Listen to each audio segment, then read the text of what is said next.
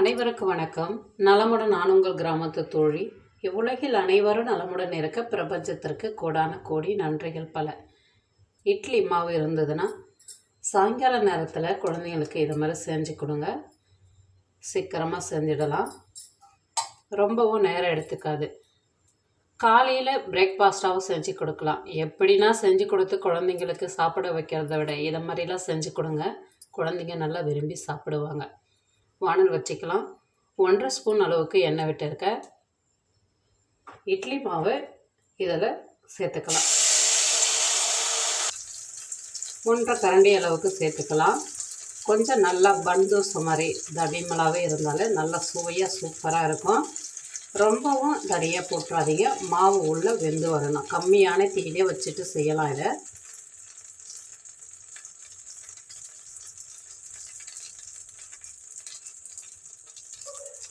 இதில் பொடியாக கட் பண்ண வாழைப்பழம் சேர்க்க போகிறோம்.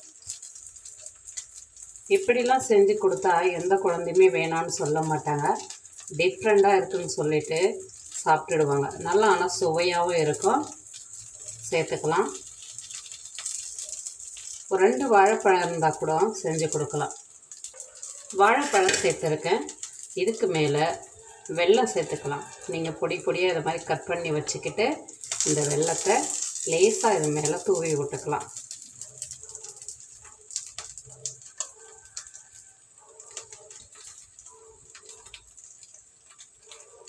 அதிகமாகவும் வெல்லம் சேர்க்க வேணாம்.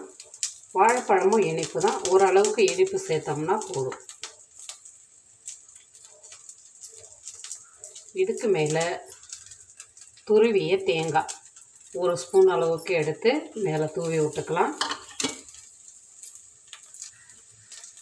தேங்காயெல்லாம் உடம்புக்கு நல்லது தான். வெறும் வாயில் சாப்பிட சொன்னால் எந்த குழந்தைங்களும் சாப்பிட மாட்டாங்க. இது மாதிரி கொடுக்கலாம். வெல்லமும் பயப்பட வேணாம். வெல்லம் குழந்தைங்களுக்கு ஜீரண சக்தி தூண்டும். அதிகமாக ஜீரண கோளாறுகள்லாம் இருந்ததுன்னா வெல்லம் சரி பண்ணும். குழந்தைங்களுக்கு வெல்லம் தாராளமாக கொடுக்கலாம். கம்மியான தீயிலே, ரொம்ப கம்மியாகவே இருக்கட்டும். இப்போ இதில் மேலே ஒரு மூடி போட்டு 1 நிமிஷம் அப்படியே விட்டுடலாம். 1 நிமிஷம் ஆயிடுச்சு, எடுத்துக்கலாம். தோசை கரண்டி வச்சு திருப்பி விட்டுக்கலாம். முதல்ல சுற்றி இப்படி எடுத்து விட்டுக்குங்க, அதுக்கப்புறமா திருப்பி விட்டுக்கலாம். சுற்றி இது மாதிரி எடுத்து விட்டோம்னா நம்மளுக்கு திருப்பி விட ஈஸியாக இருக்கும். கம்மியான தீயிலே இருக்கட்டும். அதிகமாக தீ வச்சோம்னா வெல்லம் கரைக்கிடும்.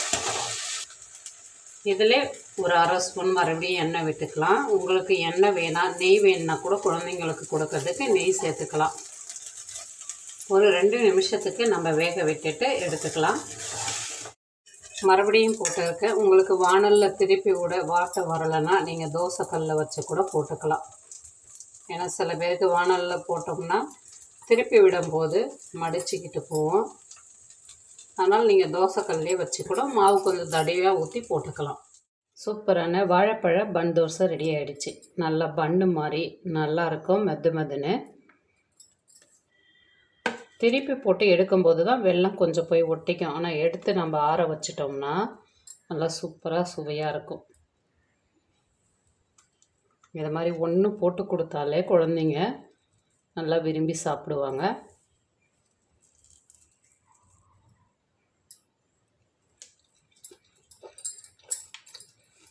சூப்பராக இருக்குங்க. இது மாதிரி நீங்களும் செஞ்சு பாருங்கள். இந்த வீடியோ பிடிச்சா லைக் பண்ணுங்கள். உங்கள் ஃப்ரெண்ட்ஸுக்கெலாம் ஷேர் பண்ணி விடுங்க. கிராமத்து தோழி சேனலை சப்ஸ்கிரைப் பண்ணுங்கள். பாய்.